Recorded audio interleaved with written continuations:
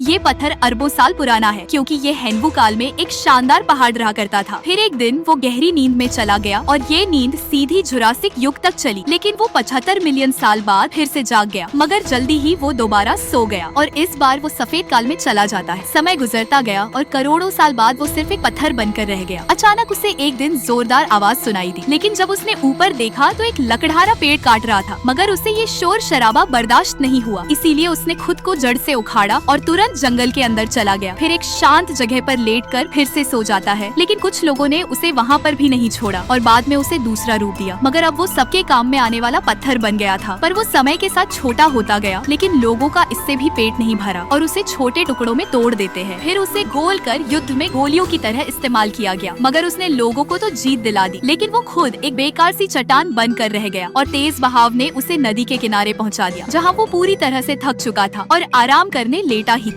ठीक तभी उसे एक व्यापारी ने उठा लिया, लेकिन उसे देखकर वो समझ गया कि ये एक जीवाश्म पत्थर है और खुशी खुशी उसे नीलामी में ले गया। लेकिन एक शैतान बच्चा उसे कचरे के डब्बे में गिरा देता है और कचरा उठाने वाले ने भी इधर उधर देखकर उसे बाहर फेंक दिया। फिर एक आदमी उसे लात मारकर सड़क पर ले आया और प्रेमिका के मना करने पर पत्थर से किसी और का सर फोड़ दिया। लेकिन बेचारा पत्थर खिड़की से होता हुआ फिर से सड़क पर आ जाता है। तभी एक गाड़ी उसे कंकड़ बनाकर चली गई, लेकिन वो कुछ देर आराम करने लेटा ही था। तभी एक रोड रोलर ने उसे कुचलकर और ज्यादा छोटा बना दिया, लेकिन उसकी किस्मत में आराम करना कहाँ लिखा था। फिर एक मशीन ने उसे उठाया और फैक्ट्री में पहुँचा दिया और वहाँ पर उसे कन्वेयर बेल्ट द्वारा आग में धकेल दिया। फिर एक और मशीन ने उसे छपटा पत्थर बना दिया, यहाँ तक कि इस बार उसे विमानन इंडस्ट्री में इस्तेमाल किया और फिर अंतरिक्ष में भेज देते हैं। लेकिन गलती से सैटेलाइट बिगड़ गई, जिस वजह से वो सीधा चांद पर जा गिरा। धीरे धीरे वक्त बीतता गया और वो फिर से एक विशाल पहाड़ बन गया, लेकिन इस बार उसे सच में गहरी नींद मिल गई।